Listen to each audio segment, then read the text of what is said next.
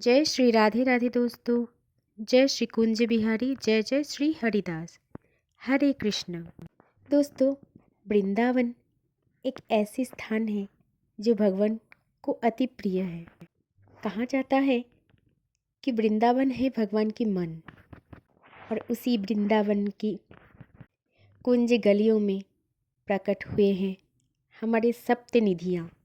इन सप्त निधियों में जो सबसे छोटा है वो है हमारे श्री बांके बिहारी, श्री कुंज लाल, श्री कुंज बांके बिहारी।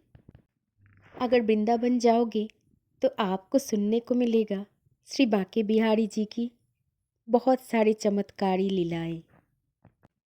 सच्चे मन से कभी उनके दर्शन करने के लिए जाओगे तो आपको उनके दर्शन अवश्य हो जाएंगे, किसी ना किसी रूप में, किसी ना किसी भाव में। इसीलिए जब भी वृंदावन जाओ, एक बात का ध्यान रखना कि ठाकुर जी आपको किसी भी रूप में ही मिल सकते हैं। इसीलिए वृंदावन की कोई भी मनुष्य, कोई भी वस्तुओं को बुरा भला नहीं बोलना। पता नहीं किस रूप में ठाकुर जी आ जाएंगे।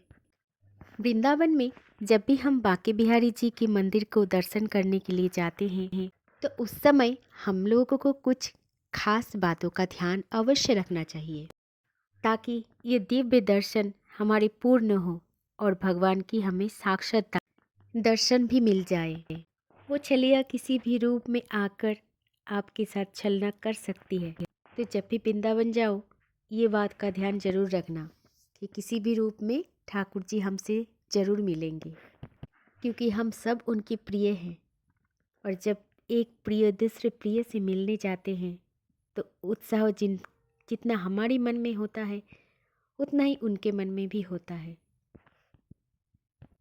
आज मैं ऐसे ही कुछ बातें आपको शेयर करने जाऊंगी, जिस बातों का आपको ज़रूर ध्यान रखना है जब भी आप वृंदावन जाओ और ठाकुर जी के दर्शन करो। ये सब बातें आपको ध्यान में रखना चाहिए और ये सब बातों को आपको पालन करना चाहिए।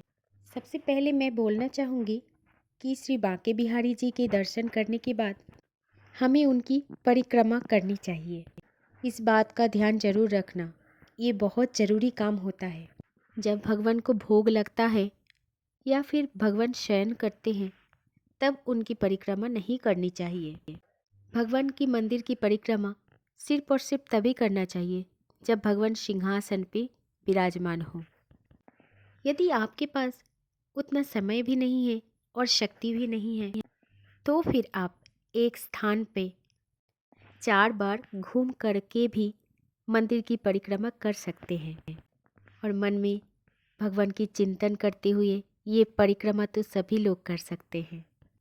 दोस्तों, सिर्फ और सिर्फ यही है मंदिर परिक्रमा की सही तरीका, और इसके साथ भगवान की पूजा की भी पूरा लाभ आपको मिल जाते हैं। तो आपकी बार जब भी आप कोई भी मंदिर जाओ तो ऐसा प्रयास करके देखना बंधुओं, आपको कृपा जरूर मिलेगी भगवान की।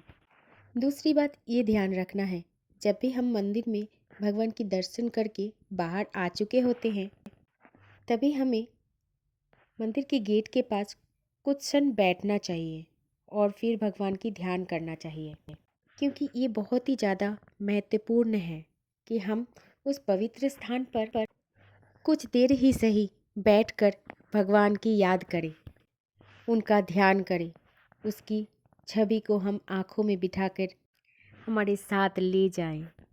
चाहे हमें कुछ सेकंड ही क्यों ना मिले, हम उस पवित्र स्थान पर बैठकर भगवान की दर्शन और उनके आशीर्वाद का अनुभव जरूर करना चाहिए। ये हमारे मन को शांति प्रदान करते हैं और आत्मा को संतोष प्रदान करेगा। दोस्तों, मंदिर में भगवान की दर्शन के समय एक बात का ध्यान अवश्य रखिएगा।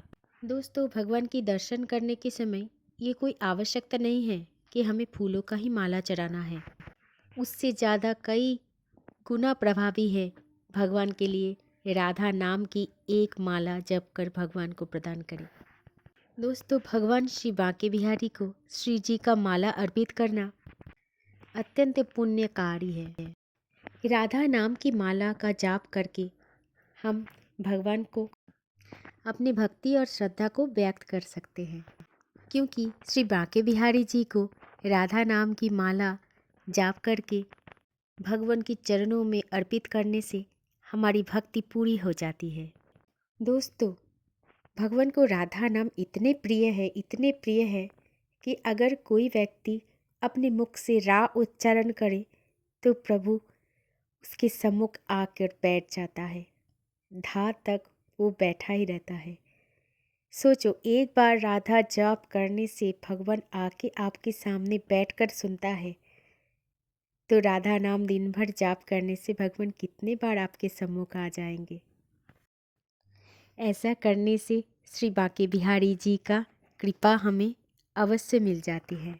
एक बात सोचो दोस्तों, अगर हमें कोई अपना प्रिय वस्तुएं या फिर प्रिय नाम लेके हमारे सामने बोलते हैं तो हम कितना खुश हो जाते हैं। ठीक वैसे ही हमारे ठाकुर जी भी राधा नाम से इतना ही खुश होता है और आनंदमय हो जाते हैं। दोस्तों, जब हम भगवान के दर्शन के लिए जाते हैं तब हमारे मन में पूर्ण विश्वास और भक्ति होनी चाहिए। जैसे द्रौपदी ने अपने संकट के समय भगवान श्री कृष्ण को बुलाया था पूर्ण विश्वास के साथ कि सखा आकर मेरे इस परिणति को जरूर आशीर्वाद में बदल देंगे। दोस्तों, द्रौपदी का इस विश्वास और भरोसा ही भगवान को द्रौपदी का मदद करने के लिए आना ही पड़ा था। ठीक वैसे ही जब भी हम ठाकुर जी के सामने जाए, हमारे जीवन की सारी बातें उनको बताना चाहिए। वो तो सुनने के लिए ही खड़े हैं और मन में अटूट विश्वास होना चाहिए कि ठाकुर जी जो भी करते हैं वो हमारे अच्छे के लिए करते हैं। मन में अटूट विश्वास ये होना चाहिए कि भगवान हैं और भगवान ही हमारी लाज बचाने वाले हैं। भगवान की दर्शन करने के समय हमारी दोनों हाथ को ऊपर उठाकर मन की भावपूर्वक ये कहना चाहिए, हे बांके बिहारी, आप ही केवल मेरे हो, आपके सिवा मेरा और कोई नहीं है इस दुनिया में। दोस्तों, ऐसे ही कुछ बातें अगर आपकी ध्यान में रह जाए जब भी आप बांके बिहारी जी की मंदिर जाओ, तब भी हमारी भक्ति और श्रद्धा का स्तर ऊंचा हो जाता है और हमें श्री बांके बिहारी जी का भरपूर आशीर्वाद भी मिल जाते हैं।